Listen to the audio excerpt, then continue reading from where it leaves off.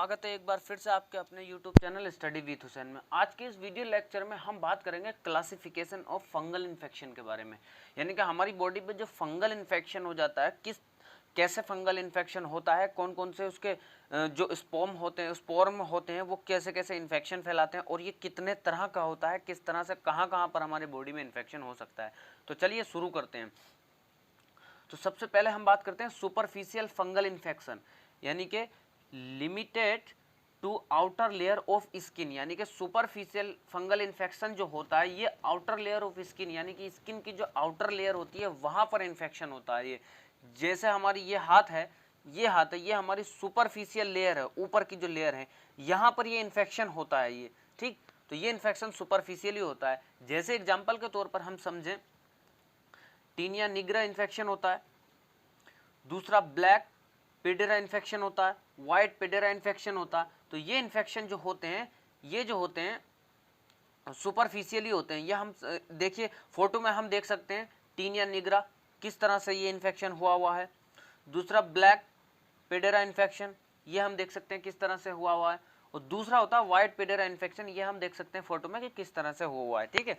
अब बात करते हैं दूसरे नंबर पर इन्फेक्शन की। अगर हम बात करें, ये होता है cutaneous fungal infection.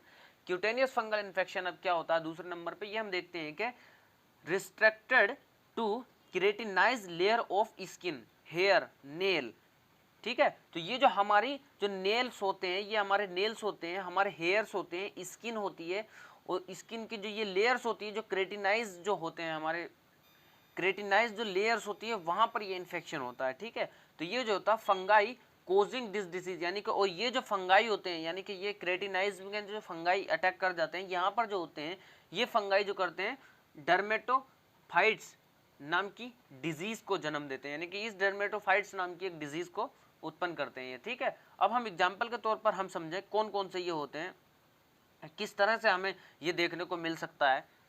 Cutaneous fungal infection हमारी बॉडी में किस तरह से देखने को मिल सकता है। यहाँ पर देखिए एग्जाम्पल के तौर पर रिंग वॉर्म होता है, यानी कि रिंग की तरह होता है। ये रिंग की तरह मतलब दिखाई देता है हमारे इस तरह से, जैसे हमारा हैंड है तो ये यहाँ पर रिंग की तरह इस तरह से दिखाई देगा। देखिए हम फोटो में देख सकते हैं रिंग वॉर्म। दूसरा होता है टीनिया कैपिटिस स्काल्प, यानी कि हमारे जो सर में होता है, सर के हमारे बाल वाल सब उड़ जाते हैं, वहां पर फंगल इन्फेक्शन होता है।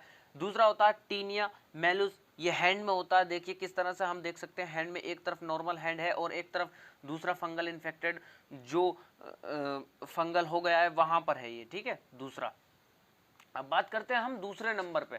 दूसरे नंबर पे क्या होता है क्यूटेनियस फंगल इन्फेक्शन। ये क्यूटेनियस फंगल इन्फेक्शन क्या होता है यहाँ पर देखते हैं।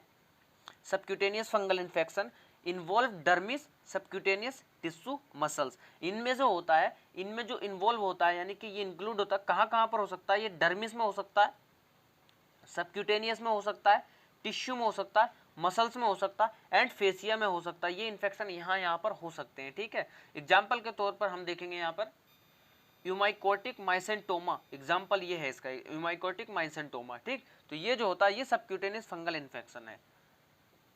दूसरा हम देखेंगे यहाँ पर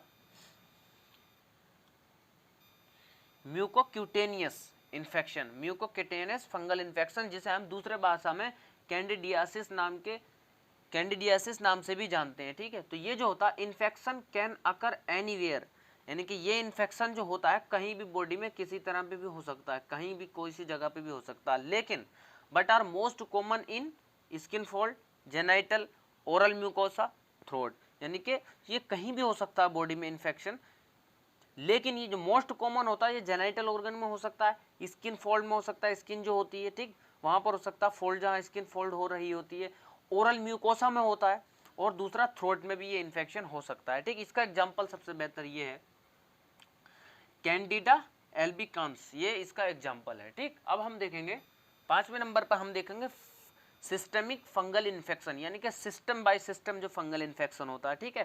तो ये fungal colonization buccal cavity and portion of lower upper GIT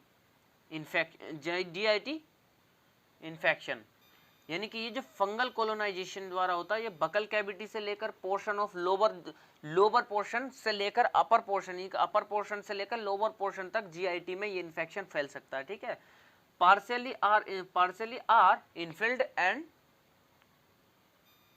लोडेज in mucous membrane of respiratory tract and alveoli, यानी कि ये जो होता है हमारे रिस्पायरेटरी ट्रैक में इन्फेक्शन कर सकता है, जो लोबर से यानी कि जो रिस्पायरेटरी अपर रिस्पायरेटरी से लेकर एल्वेलाई तक ये इन्फेक्शन फैल सकता है। ठीक है, ये होता है एग्जाम्पल का हम देखेंगे तो हिस्टोप्लाज्मोसिस। हिस्टोप्लाज्मोसिस जो होता है ये इन्फेक्शन होता है हिस्टोप्लाज्मोसिस, ये जो होता है हिस्टोप्लाज्मा कैप्सुलेटुम नाम के जो स्पोर्म होते हैं, स्पोर्म जो होते हैं, फंगल स्पोर्म जो होते हैं, इनकी वजह से ये हिस्टोप्लाज्मोसिस नाम की बीमारी हो सकती है। ठीक, ये सिस्टम बाय सिस्टम जो चलती है, ठीक, सिस्टम बाय सिस्टम हो सकती है। ठीक, इसके जो स्पोर्म पाए जाते हैं वो सोयल में पाए जाते हैं, गंदी जगह पर पाए जाते हैं। ठीक है, ब्लास्टोमाइकोसिस नंबर 2, ब्लास्टोमाइकोसिस होता है।